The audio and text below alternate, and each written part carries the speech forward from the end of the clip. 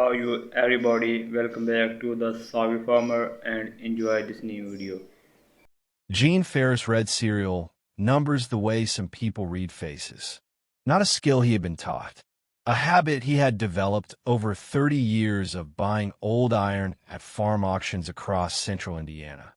The slow accumulation of pattern recognition that happens when you spend enough time looking at the same category of thing that you start seeing what other people skip over. He was standing at the edge of the Putnam County equipment sale on a cold Saturday in March, hands in his pockets, watching people walk past a 1939 Minneapolis-Moline UDLX without stopping when he noticed the serial number plate. Most people, if they looked at that tractor at all, saw the obvious things. The flat left rear tire, the cracked cab glass, the engine that hadn't run in, based on the condition of the fuel system, at least 15 years.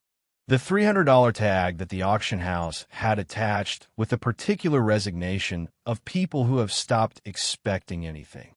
Gene saw the serial number. He walked over, crouched down, wiped the plate with his thumb. Then he stood very still for a moment. The Minneapolis-Moline UDLX was already one of the strangest tractors ever built.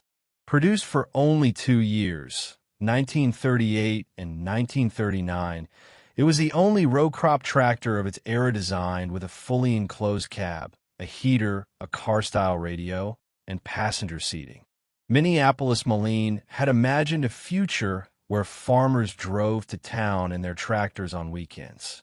The farming community had looked at the price tag, nearly twice what a standard tractor cost, and said no thank you. The company built somewhere between 100 and 150 of them. Exact number disputed. Records incomplete. Several known examples in museums. A handful in private collections. The rest, unknown location or destroyed. Every serious Minneapolis-Moline collector in the country knew this. Gene Farris was a serious Minneapolis-Moline collector. He looked at the serial number plate one more time. Then he walked to the auction table and registered for a bidding card. The bidding opened at $300. One other hand went up, a scrap dealer from Terre Haute who dropped out at $350 without much interest. Gene bought it for $375. The auction house representative handed him the receipt with the expression of a man processing a transaction he didn't entirely understand. Gene loaded the tractor onto his flatbed and drove home without stopping. His wife, Carol, was in the kitchen when he backed into the driveway. She looked out the window at the flatbed, looked at Gene getting out of the truck, looked back at the flatbed. "That's a cab tractor," she said when he came inside. "UDLX," Gene said. She knew enough to know what that meant. She had been married to Gene for 31 years. "How much?" $375. Carol looked at him carefully. "Gene, I know. You know what?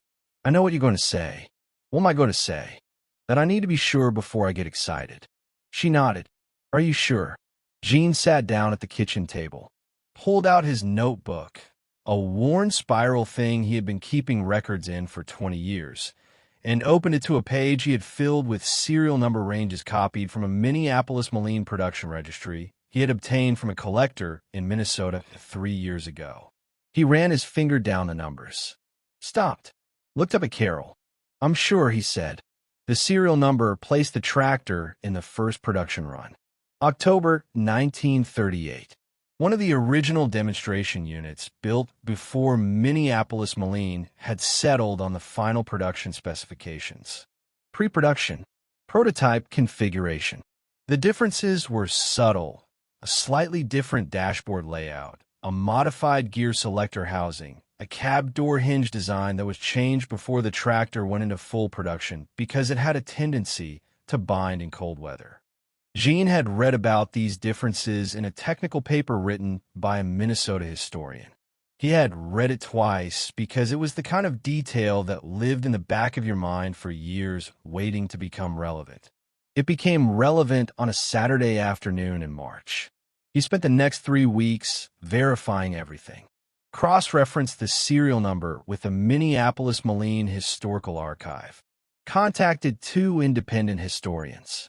sent detailed photographs to a museum curator in Minnesota who had been tracking unaccounted production units for 11 years. All three confirmed the same thing. Pre-production demonstration unit. One of 6 built in October 1938. 2 confirmed in museums. 1 confirmed in a private collection in Wisconsin. 3 unaccounted for. Until now. The museum curator called Gene on a Thursday evening. "Mr. Farris," she said, "I want to be straightforward with you. We have been looking for an unaccounted pre-production unit for over a decade."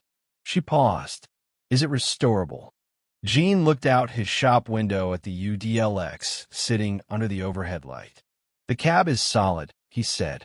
"Block has no cracks. Engine will free up. Radio is still in the dash." "The radio," she said quietly. "Still there," Gene said. A long silence on the line. Asterisk, "Mr. Farris. Would you consider?"